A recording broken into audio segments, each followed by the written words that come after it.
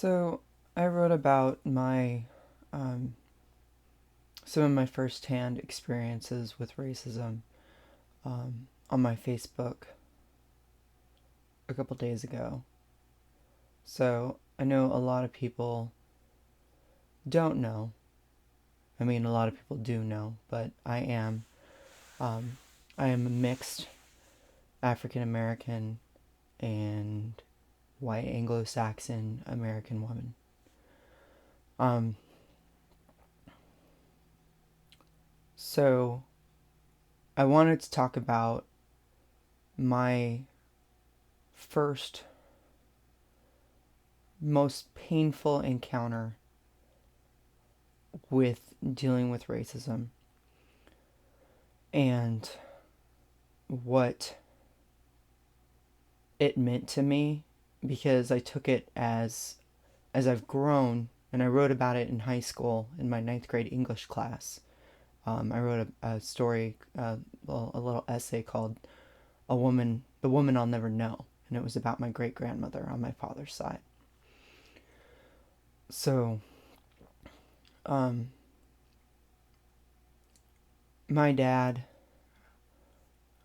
uh, picked up my sibling and I when I was, I think, 8 years old, and to spend some time with us. And he said, "We're going to go meet your great grandma today." And I was really excited because my family is not close at all. I mean, I have cousins and things that I talk to on Facebook, but um, it's very rare to hang out for family gatherings. It's very rare to get together. There were things when we were younger that we would get together and stuff when I was little, but divorces happen and families split, and essentially um, I come from the epitome of a broken home. So, it was a running joke that my sibling and I were the black sheep of the black sheep, meaning the black sheep from my father's side and the black sheep from my mother's side. Um, my uncle used to laugh about it, because we were actually black, my mom and my sibling and I. So, um, so I was really excited. I was really excited to meet this woman. I love my grandmother. She was one of my favorite people in this world. My grandma Jerry on my father's side. Um, and she passed away when she was 83, and she had nothing but love for my sibling and I, just pure love. And so my dad took us to go meet my great grandmother, and when I got there, some of my grandma's sisters, some of my great aunts, were also present, and everybody was congregated at the kitchen table. And when we walked in the house, it felt very strange. And I can't really explain other than it didn't feel very welcoming, you know? Um, and when we walked in, as soon as my great grandmother saw my father, she folded her arms, turned, and looked at the wall. And for most of the trip, straight focus with this pure look of disgust on her face. And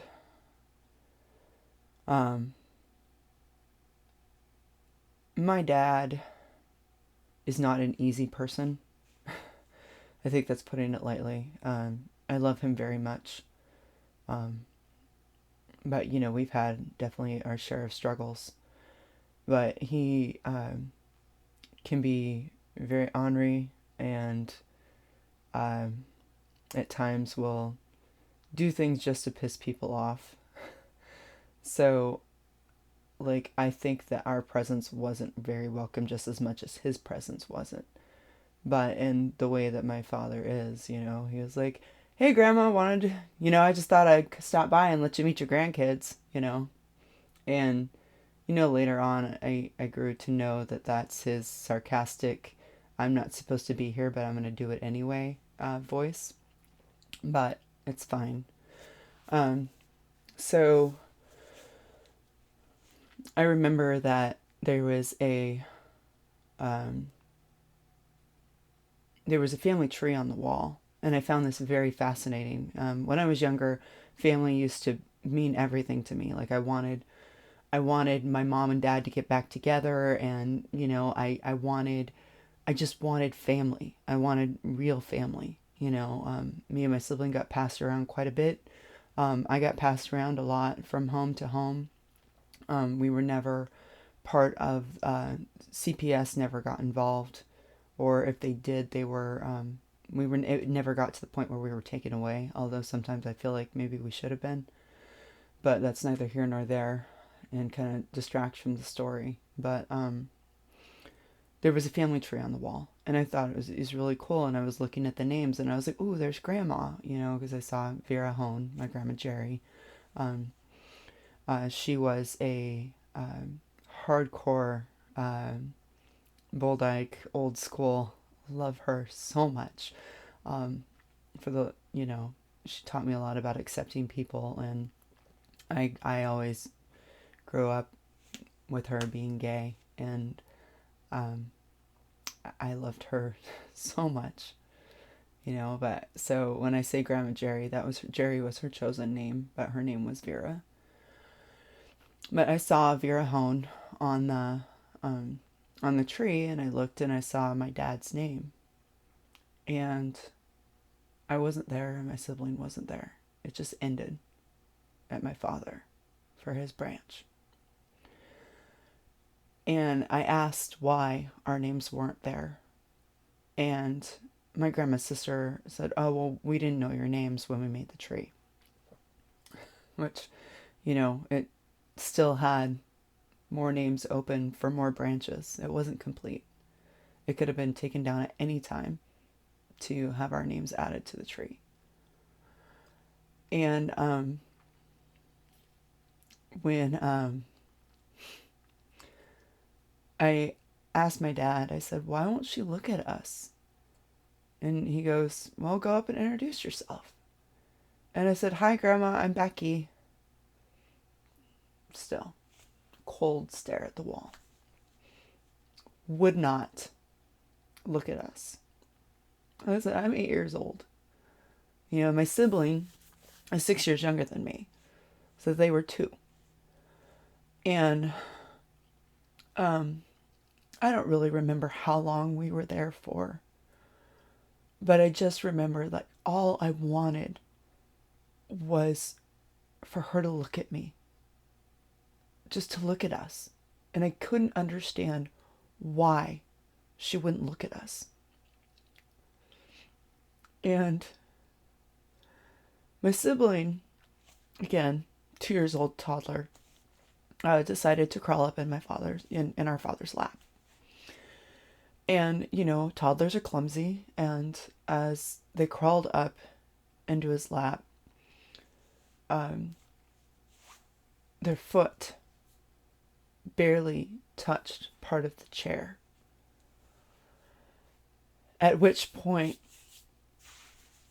our great-grandmother snapped her head around so fast, and she looked at us with the most disgust. Like, it was pure, vile hatred at our existence. And when she spoke,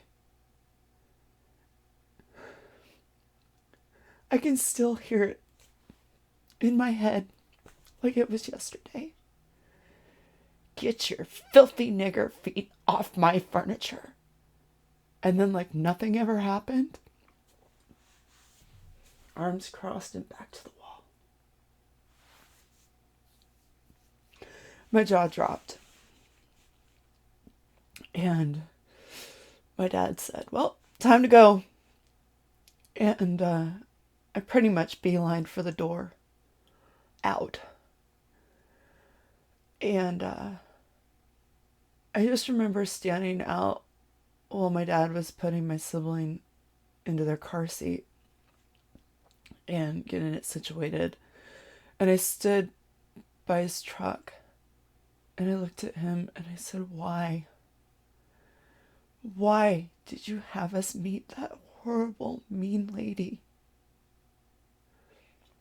And he looked at me and he said, "Well, baby, I could tell you what the family's like. I could tell you why you never got to meet her. I could tell you why you're not allowed. Or I could let you see for yourself." And, I was so upset. I had only learned that word um, not even that long prior in school. Um, Somebody saw me walking, I didn't, we lived with our grandmother at the time, and sometimes mom would come to visit, and she'd come to have lunch with me at school and walk me home after school. And so a kid that was my friend in the playground, his dad saw us walking together, and he heard me call her mom. And so the kid had kicked dirt in my face when I tried to play with him at recess the day after, and said, "My daddy said I can't play with you because you're a nigger." And then he started crying as he was like kicking the dirt in my face. And we both got taken to the office, and I had a meeting with the school counselor. That was the first time I heard the word. So by the time I met my great grandmother, I knew that that word was bad. I didn't know that it was specifically derogatory towards black people. I just knew it was bad, and I didn't understand, like why there was so much hate behind it. So it it taught me at a young age what hate looks like, and I didn't like it. It felt very uncomfortable. It felt very wrong, because I hadn't done anything. My sibling hadn't done anything, you know? And this whole thing happening in the world right now with diving into racism the way that it is hard, but it's really, really important. You know, um, I I've had people tell me in my life, "Well, at least you don't look black," when I tell them. Or, "At least you're not, at least you're not." White people who care about race know that I'm not white. They don't always know that I'm black, but they don't know that I'm white. They know that I'm not white. And, over time, it just made me less inclined to say anything. And, working construction for the last 5 years, which is really, really hard. It's a hard world to be in as a woman. It's a hard world to be in for everybody. You gotta have a very thick skin to work construction, and which I have, but my passion and my heart is not in construction. So, I really don't like it, and I really don't like the fight just to work, just to do my job, you know. And so you already get picked on for being a woman, and then you get picked on for being a white woman mixed with black, and but people are excited to have that threefer. When I was an apprentice, I was my union, even though I marked that I was white and black, my union doesn't even have me labeled as white. they need that number for their EOE, equal opportunity clause. They need, they need all those check mark boxes. So it doesn't matter if I'm good at my job or bad at my job. Just being a, quote unquote black woman is good enough to get you there. And, so as long as they need those boxes checked on that job site, you have a job. It doesn't make me feel good, because your work isn't based on your merit, but that's a whole other thing, but it's all tied together. It's all tied together. My uncle, he always called my mom his niggasis, and we were his nigglets. And from him, it was, I feel, out of love, because if anybody had actually called us that wasn't him, he would have just beat their ass. I mean, when people would call my mom a nigger in front of him, he would beat their ass when they were younger, and I've been thinking about the whole, I tried to believe that if you just stop talking about it, racism will go away, but it doesn't. To me, thinking about it now, it's like all the times that I endured abuse and it got swept under the rug, like it never happened. It doesn't make me feel good, it's not just not talking about it, just, oh, if we just don't talk about it, it'll just go away. I think that's an adapted American trait that's deeply ingrained in our culture that needs to go.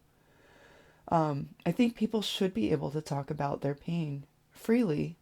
I think people should be able to tell their stories freely. We have so much pain, so much pain that we're just supposed to swallow and deal with it because life's not fair.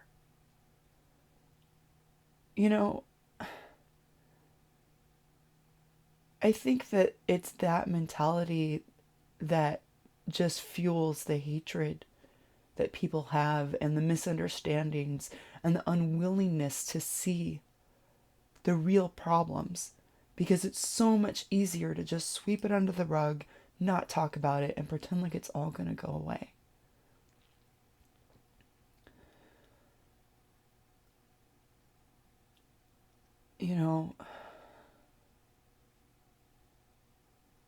When you grow up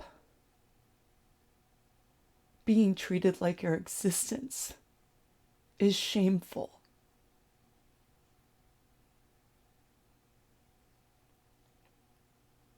it's not right. I mean, it's taken me a lot of years and a lot of therapy. I'm still in therapy, trying to build my self-esteem, because I grew up feeling unwanted and unloved for multiple reasons. But, part of it is my identity too. That I am a black girl and a white girl all wrapped up into a beautiful package of a zebra girl. I don't think that's shameful. I don't think it's wrong.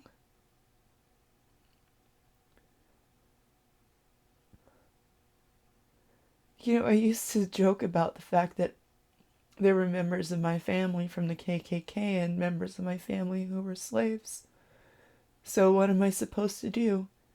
Hate myself?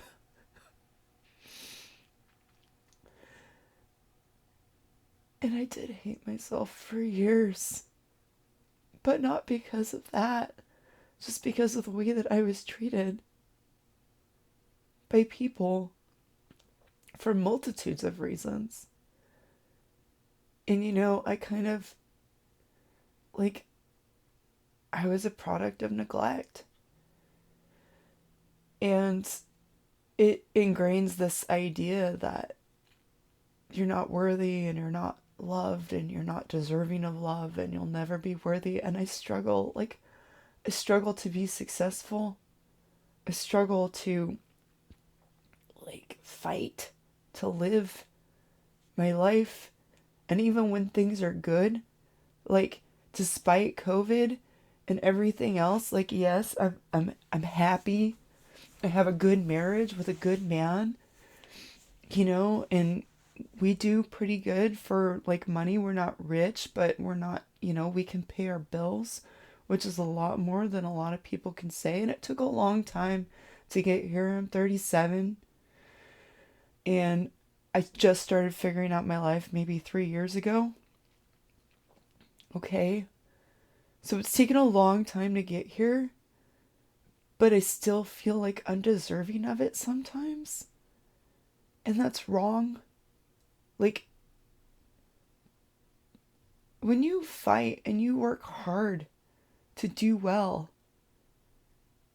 you should be able to enjoy it. And, I have people tell me, well, just let yourself enjoy it. But, I have a really hard time, looking out at the world and seeing what is going on and just being okay with the idea that I'm doing fine, so fuck the rest of the world. I really do care about what is happening. And we help, my husband and we help as much as we can. We donate anytime we have extra money, we donate and help out charities and help out things and help out friends and help out families because we both grew up very poor on the white trash side of town. And, we both have our problems and our issues and our deep ingrained traumas. And his story is not mine to share. But there's a reason that we band together and why we work so well as a couple and we work so hard to better our lives. Because we grew up in places that weren't so fun and weren't so well put together.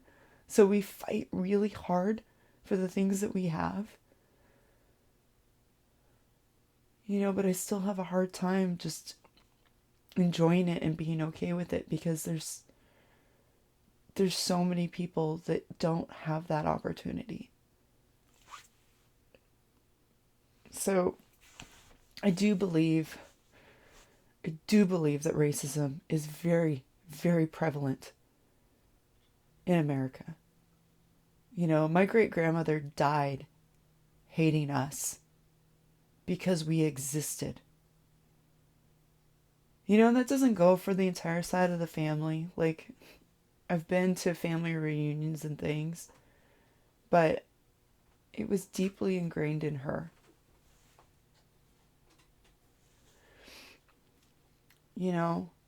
And it didn't die with her. I mean, I have seen some of the most racist shit go down on job sites. Multiple times.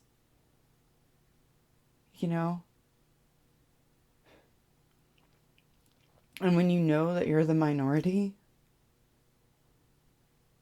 it's just so much easier to keep your mouth shut so you don't become a target. And it makes me feel ashamed that I wasn't strong enough to speak up when things were wrong. From some of the things that I've seen in the 5+ years that I spent in construction or any industry where racism was prevalent.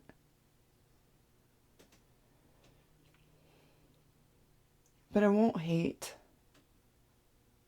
I'm not going to hate.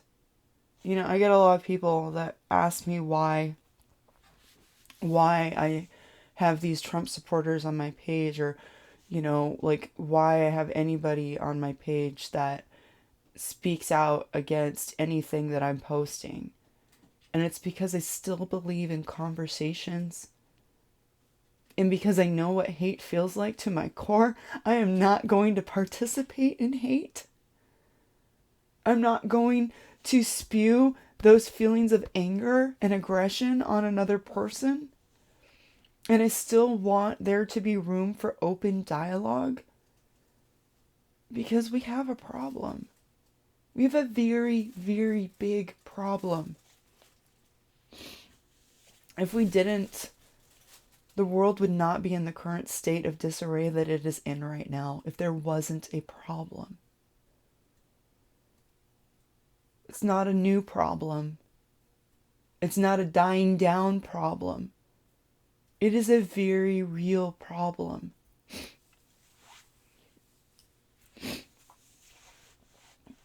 And silence isn't going to get us anywhere. This is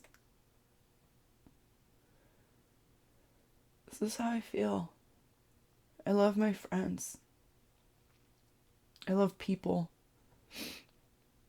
You know, I look out and I see like just a bunch of people hurting. Even racists.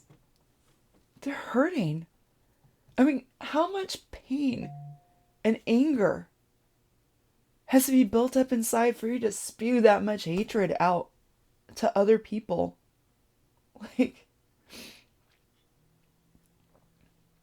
I don't know who didn't hug you enough, or who didn't help to show you the beautiful cultures of the different cultures of people in the world. You know, I worked with this guy at the airport who, he was here from Africa. Him and his brother had come to America from Africa, escaping some serious political issues and wars and things that were happening, and they were able to make it to America. And he was praising his brother, how well his brother spoke American, but he just couldn't get rid of his accent. And I was like, why? I was like, you have a beautiful accent. Like, why would you, like, that's who you are. Why would you want to get rid of that? And he goes, Becky, you don't understand. People hate me just because they can't, because of my accent. And he was a damn good fueler. He was a damn good worker. And he was a damn good person. And he was so frustrated because he couldn't speak clearer American just so people might treat him with a little bit more respect. I have a million stories. I've worked in a lot of diverse communities. I've lived in a lot of diverse communities. And if you really think that racism is not a problem, you have some serious, serious blinders on, or you just don't care. And that's the only conclusion I can come to. And it's not that you don't care, like, you just don't care about people. You don't care about people, and you don't care about you just don't care. And I don't understand. I really don't. I don't understand how anybody can have that much hate in their heart. That much blind rage when asked to challenge that hate. It's very painful. It's very painful to know that people hate you for things that you can't control.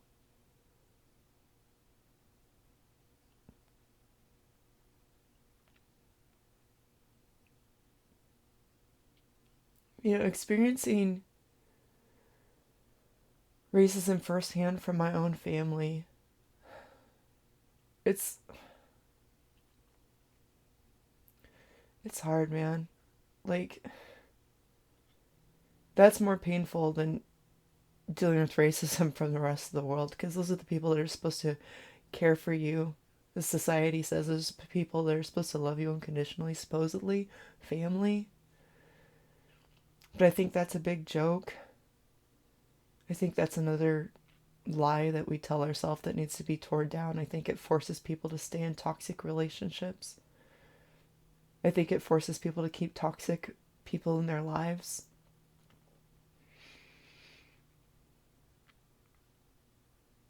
I don't know. I just don't understand why people aren't willing to even be open to the idea that there might be a problem.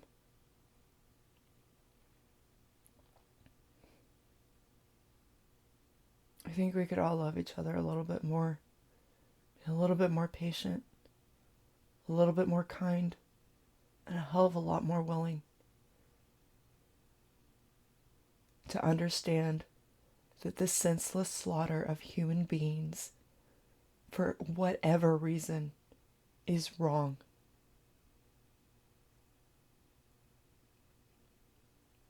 That's all I got.